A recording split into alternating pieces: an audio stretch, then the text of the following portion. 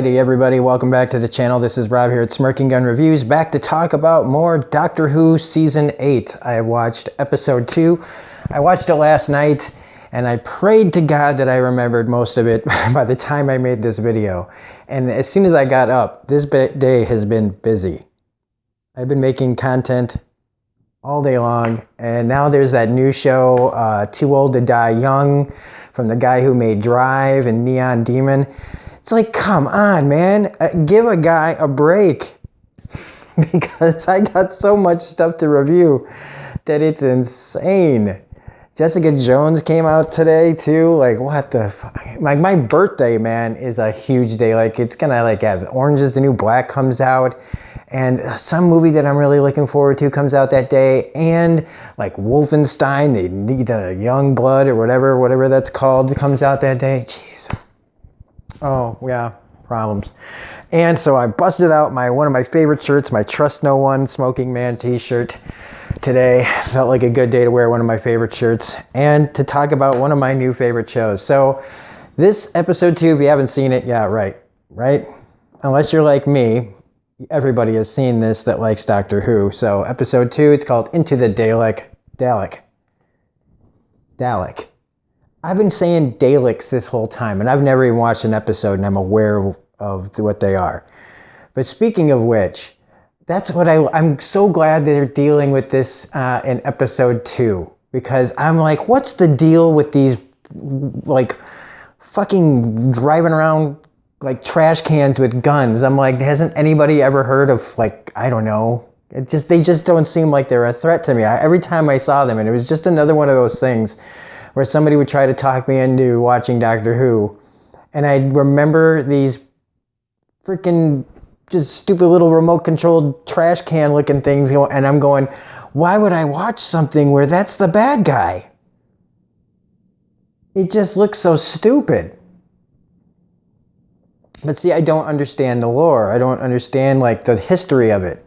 And in this, I kind of get my beak wet in understanding the history of the Daleks. Right? Am I saying it right? God, I'm going to worry about that all episode now. And so, yeah, I was just like going, all right, make these things cool to me. Figure out a way to get me to like this, please, because I don't know, like, whatever. But in the beginning of this episode, there's a lady there's a couple of people in space getting chased by the Daleks. I still say it should be Dalek, whatever. And their ship explodes, and a person I forgot to talk about in the first episode, because I'm assuming she's a known character, is Missy. And she seems to have a history with the Doctor, and it doesn't sound good. She seems to me kind of like a more evil version of Sherlock Holmes's great love. Her name is escaping me. And speaking of which, this show is reminding me a lot of freaking Sherlock Holmes in just sci-fi version a little bit. But, I'm going to lose track of things really quickly if I don't, like, concentrate, because there's just so much to think about. Okay, so this Missy lady pulls the person who died and to her, and she's saying, welcome to heaven. So and there was the same thing in episode 1. So I'm assuming this is going to be like our through storyline, whatever's going on with her and her against the Doctor or their history. I don't understand it yet. I'm sure this is from past seasons.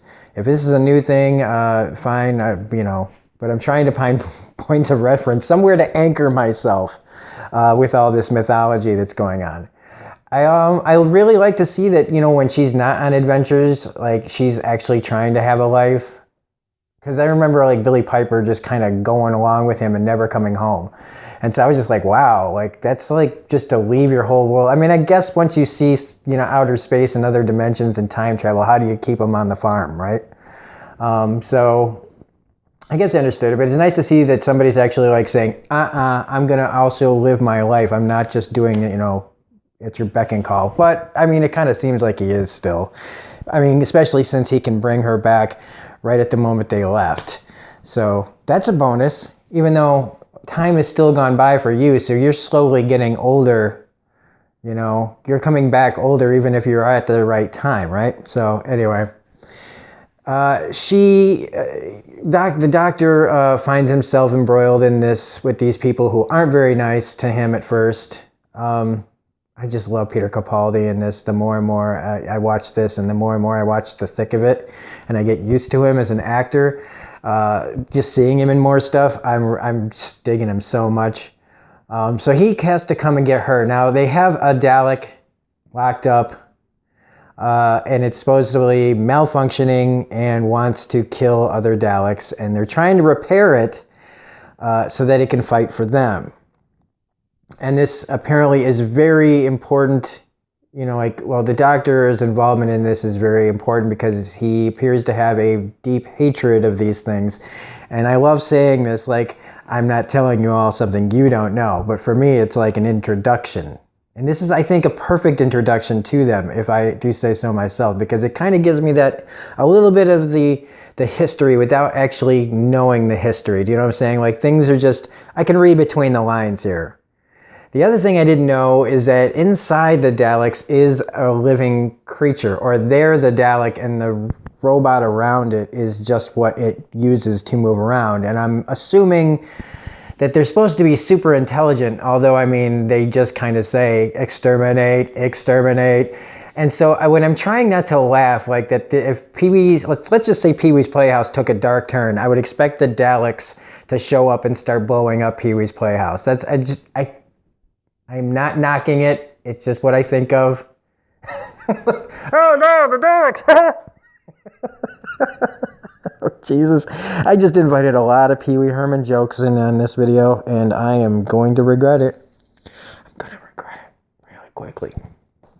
But anyway, he pulls her out of her world where she's hitting on this new teacher who's really awkward. And that part was really funny. I enjoyed that quite a bit. The guy's inability to talk to her, all the things that he's supposed to be saying, intercut with what he really did, and then she coming into the room and following him. It's like, Jesus Christ, I wish a girl would do that whenever I, tried to ask somebody out or they asked me out. Because, yeah, like, it's nice. This guy has it easy. She asked him out, and he's going, no. Like, oh, you bastard. Do you know how lucky you are? But anyway, they go to shrink down, because of course they do. Fantastic Voyage style into the Dalek, which is a really cool concept. And again, I keep saying it, why I'm so glad this is my introduction to these creatures. And we also get introduced to our cameo of the week, or for me, the cameo of the week, is the guy who plays Dolores Ed from Game of Thrones gets vaporized pretty quickly by antibodies, which is cool. Which is a cool idea of like blood cells that would attack like a foreign entity and stuff. But just as far as robots go, I also like that the doctor, like, you think he's saving him, but he's not. He was already dead. I like this guy a lot. I like him a lot. And again, he reminds me of Sherlock Holmes. He reminds me of House. Oh man, if Hugh Laurie and Peter Capaldi could play like brothers somehow, like if you could get Benedict Cumberbatch, Hugh Laurie, and Peter Capaldi and have them like play brothers in a movie, can you fucking imagine how fucking boss that would be? Or just like a fucking fun sketch where they actually play themselves or their famous parts, and just how they all like probably would want to kill each other because they're all really, really smart and narcissistic and all that, and basically borderline sociopaths. Not even borderline, really. But I'm getting off topic. So they do finally figure out how to fix the Dalek. Unfortunately, when they fix it, it fixes it, and it goes running amok again because it's back to normal. And so their job now, even though I'm like, okay, the doctor has an epiphany, and it's because of, God, did I already forget her name? Holy shit. I'm sorry. I'm sorry that I've already forgotten her name. I know that she's played by Jenna Coleman. Oh, this isn't good. Well, anyway, you know who I'm talking about. Sorry. And I like that he keeps bringing up, like, do I pay you? You need to get paid more. That they have to find another way. There's an opportunity here. But it's vaporizing people, okay? It's vaporizing people, and there's way too much episode to go. So all these poor people are getting murdered for drama's sake so that they can wait to the absolute most important moment for the right thing to happen. That's my only difficult part with this is, and I'd call this out on any show, it's just that kind of convenient time lapse where they have the long speech with the creature, which is cool, him standing in front of it and him, and the idea of it all is all really cool. I just feel like, did there really have to be that big of a body count? You know, what did there have to be so much dramatic pause?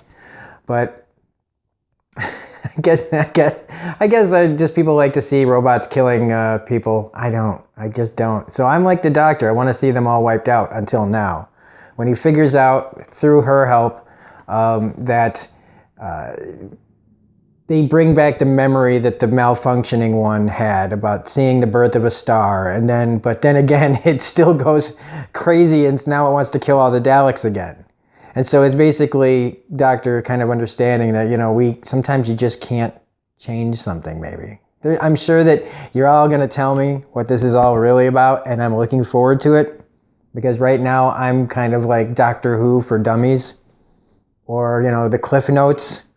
And I hope to, as it goes on, and I get better at it, and I will be going back eventually to watch like Tennant and Smith's run, because now that I've gotten my beak wet, it makes me want to go back to those two guys and try them, because I don't want to go back into the Christopher Eccleston ones unless people tell me certain episodes that I should go try. And then maybe after all that, I'll go all the way back and start watching some of the old ones. But again, once you show me the good looking shit, it's hard for me to go back to stuff that's like more low tech. Kind of like my videos. In fact, I think I knocked a video recently for looking like, oh, this looks terrible. I'm like, look at the videos you make, man. You do it off your fucking Samsung Galaxy S5. That's right, everybody, an S5. I should be ashamed of myself. But anyway, everything gets resolved eventually. I mean, not really. But the one Air Force, the fighter pilot or whatever, the astronaut, the space jockey, wants to come with, but, you know, they tell her, no, you know, you're a soldier, which correlates to the fact that the teacher that she's hitting on, he's a soldier. So it's like different sides of the same coin or some shit like that. Doctor Who for bros. No, not for bros. But anyway, and they just have to, you know, it goes on its own mission to take out all the Daleks. Sorry. And so I really liked this. I really enjoyed it.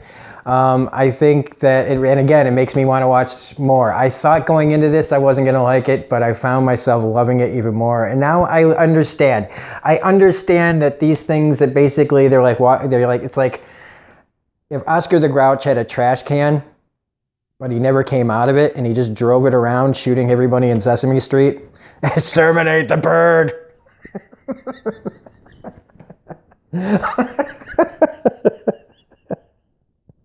Let's get Mr. Hooper. Anyway, that's the point where you stop, right? So if you liked this review, please hit the like button, comment, share, subscribe, hit the bell for all notifications, all that jazz. I don't even like that movie, and I keep saying all that jazz. Otherwise, this is Robert Smirking Gun Reviews saying I hope you're enjoying these as much as I'm enjoying doing them, and have a great day, and we'll see you on the next video. Bye. If I know how to turn this